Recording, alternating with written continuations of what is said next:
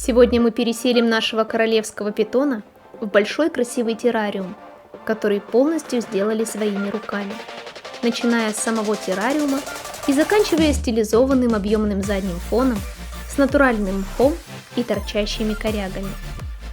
Вы узнаете, как из простых доступных материалов, не имея никаких художественных навыков, создать уникальную декорацию для террариума, не потратив при этом огромную кучу денег.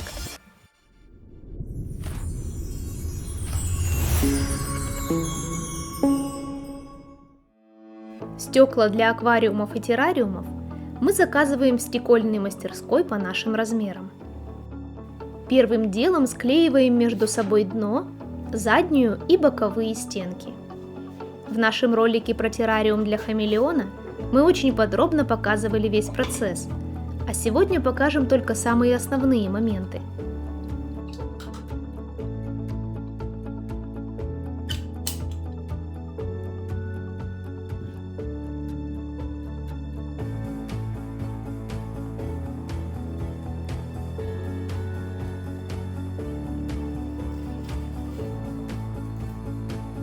Террариум для королевского питона должен быть горизонтальный, длиной не меньше 90 см.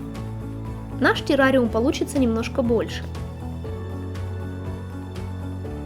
Главная героиня сегодняшнего выпуска – самка питона по имени Герда. Это имя нам помогли придумать вы.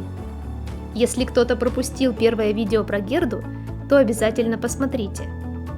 Герда до сих пор живет у нас в небольшом стареньком террариуме и ждет не дождется, когда же мы переселим ее в новый просторный дом. Сегодня мы наконец-то это сделаем. Если вы помните, в террариуме хамелеона для вентиляции мы использовали металлический перфолист с круглыми отверстиями.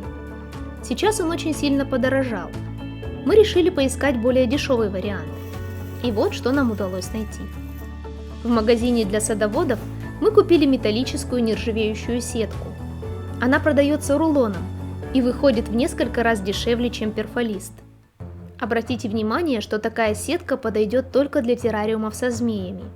Ящерицы могут поранить лапы об острые ячейки этой сетки.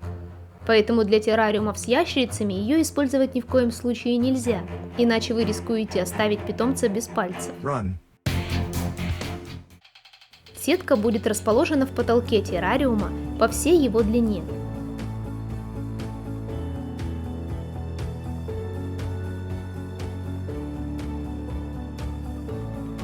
Чтобы сетка плотно и ровно легла на террариум, прижимаем ее узкими стеклянными планками.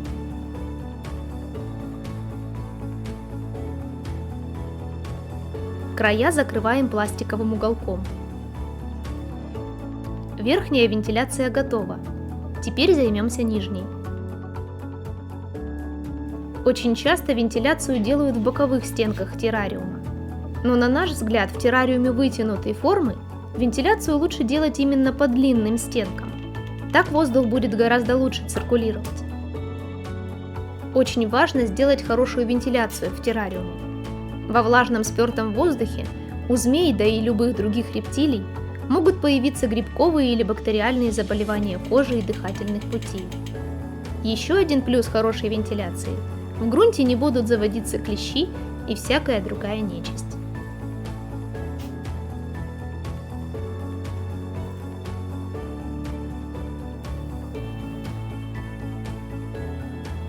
С вентиляцией закончили. Теперь приклеиваем направляющие для стеклянных дверей.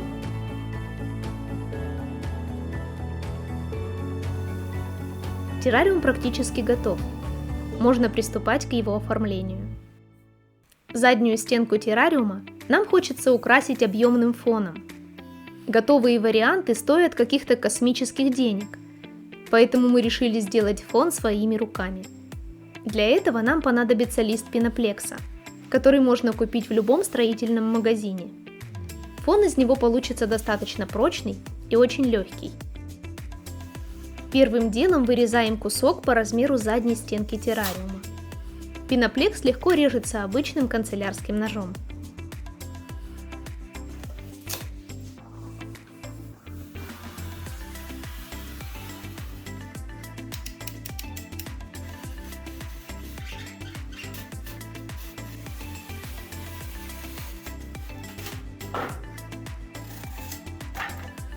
Теперь размечаем лист, чтобы нарисовать на нем кирпичики. По задумке у нас должна получиться стена какого-то древнего храма или склепа, как в легендарных фильмах про Индиану Джонса или Лару Крофт. Получится у нас или нет, скоро узнаем.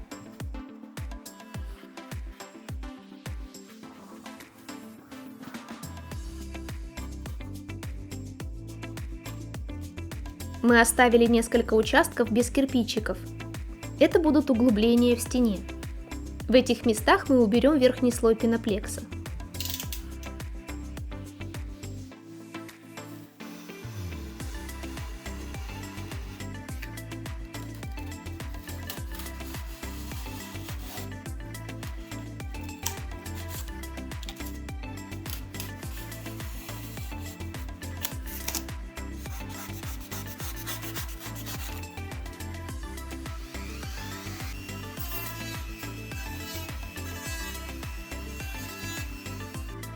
Теперь вырежем швы между кирпичиками, чтобы наша стена стала объемной.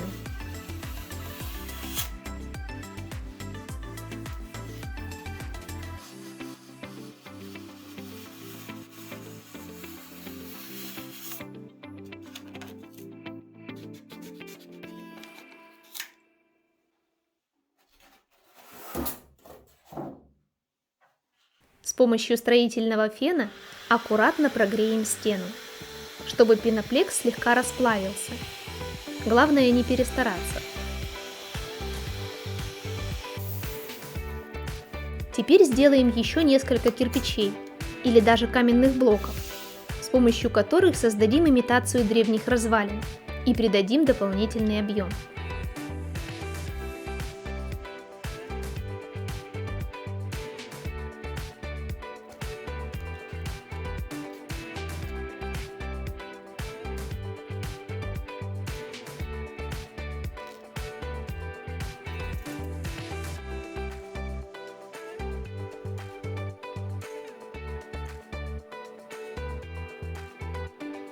В нишах мы хотим разместить изображения древних артефактов. Мы просто взяли понравившиеся картинки из интернета и попытаемся перенести их на пеноплекс. Кто-то скажет: ну, я не художник, поэтому такая работа не для меня. Ничего подобного. Мы тоже не художники и просто срисовываем рисунок, как получается. Это даже ребенок сможет сделать. Получается корявенько, но ничего страшного в этом нет. Потом при обработке пеноплекса инструментами все недостатки сгладятся и скроются. Поэтому ничего не бойтесь, просто берите и делайте. Пеноплекс очень легко поддается обработке. Можно использовать любые инструменты, которые есть дома. Если у вас нет электроинструментов, можно вообще всю эту работу сделать ножом и наждачной бумагой.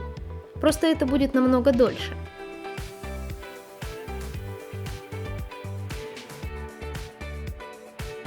Рисунки лучше выбирать такие, где меньше всяких мелких деталей, тогда их легче будет вырезать. Когда мы выбирали рисунки, то об этом не подумали, и потом просто не стали перерисовывать мелкие детали, и таким образом упростили работу.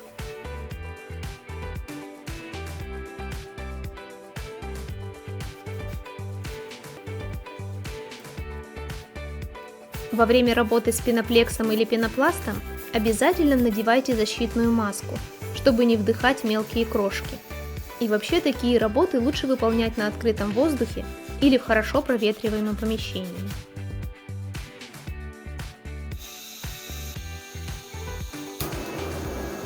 С помощью прогретой газовой горелки выплавляем в пеноплексе ровные красивые кружочки, из которых сделаем глаза.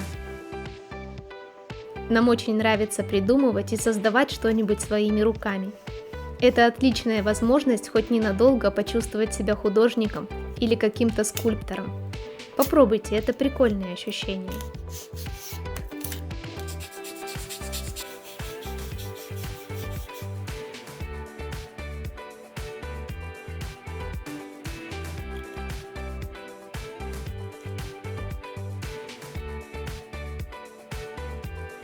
Вот такие фигурки у нас получились. Теперь нужно приклеить их на стену.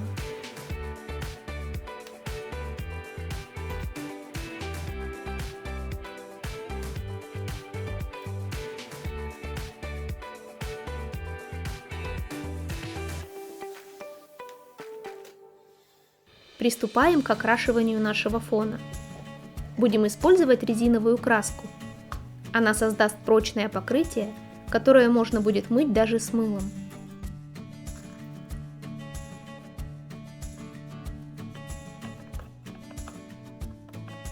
Сначала окрасим полностью весь фон в серый цвет. Краску наносим хорошим слоем, не жалея.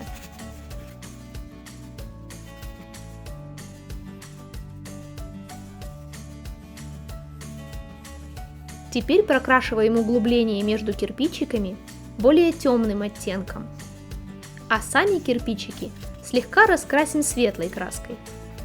Таким образом создадим еще больший объем.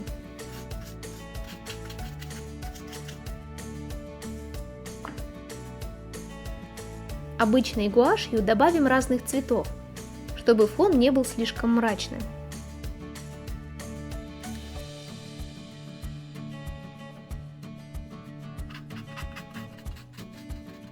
Еще у нас есть вот такая серебристая и золотистая краска. Раскрасим ими вырезанные фигурки, чтобы они еще больше были похожи на какие-то древние драгоценности.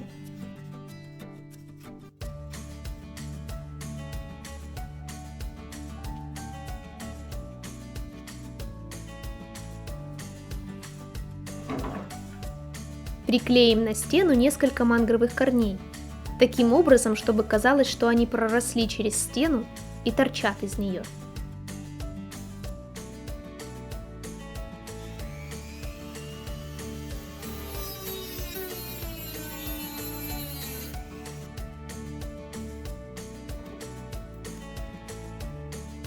Это еще не все.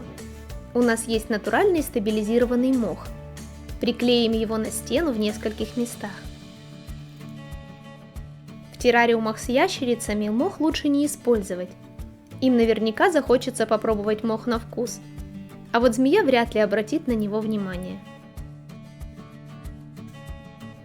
На этом можно было бы остановиться, но мы вспомнили, что у нас есть эпоксидная смола, и решили ее тоже использовать для украшения. В смолу мы добавили голубой краситель, и теперь зальем ею углубления на фигурках.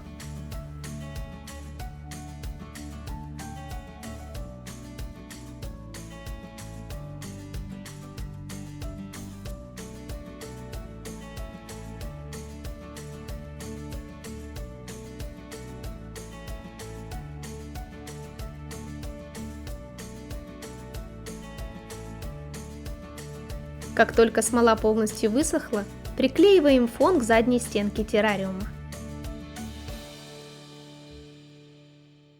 Дно террариума засыпаем кокосом. Первым слоем выкладываем мелкую крошку, а сверху более крупные кусочки. Купалку для террариума мы тоже сделали из пеноплекса. Заполним ее чистой водой.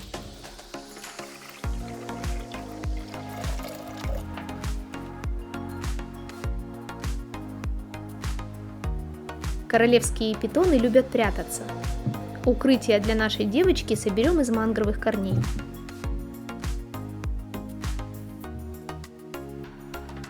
Добавим в террариум немного свисающих искусственных растений, чтобы создать атмосферу тропических джунглей.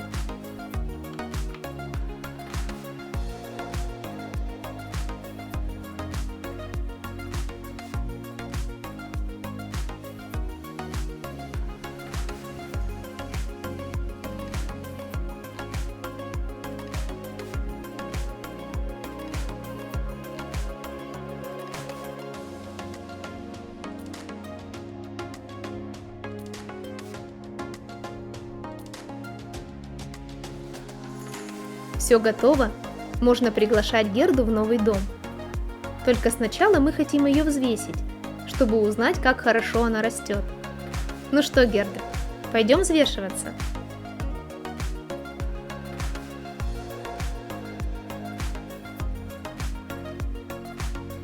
Килограмм 320 граммов. Хороший вес. Скоро жениха искать можно будет. Ну что, Герда, смотри, что мы для тебя построили.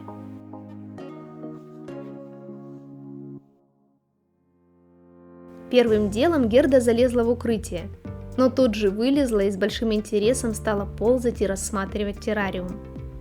Не знаю, как другие змеи, но наша очень любопытная. Тем более она почти целый год жила в пустом террариуме, и этот ей наверняка кажется настоящим дворцом. Многие из вас спрашивали, почему мы так долго не делаем террариум для Герды. На это было много разных причин. Много неприятных событий произошло за последнее время, но самая главная причина – это нехватка времени. На создание этого террариума потребовалось около месяца работы. Каждый день мы старались выкраивать хотя бы пару часов, чтобы заняться террариумом, придумывали что-то новое и воплощали это в жизнь.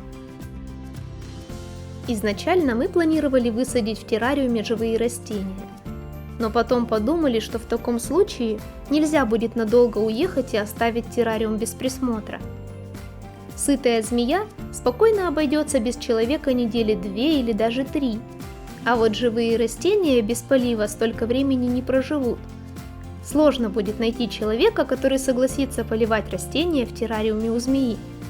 Поэтому мы решили использовать искусственные растения и стабилизированный мох, который тоже не требует никакого ухода, а смотрится совсем как живой. В самом начале ролика мы сказали, что на этот террариум нам не пришлось потратить много средств. И сейчас мы ответим на вопрос, который наверняка будут очень часто задавать в комментариях. Итак, сколько же денег мы потратили на этот террариум? При самых грубых подсчетах на все про все мы потратили около 8000 рублей. А если покупать такой террариум с оформлением под ключ в фирменном магазине, то обойдется он 1050, а то и больше. Неплохая экономия, правда? Мы старались подробно показать каждый этап создания этого террариума, но если у вас остались вопросы, то мы с удовольствием ответим на них в комментариях. Видео получилось очень длинным, и мы очень рады, что вы досмотрели его до конца. А если вы поставите лайк и подпишитесь на канал, то таких видео будет больше. До новых встреч. Пока-пока.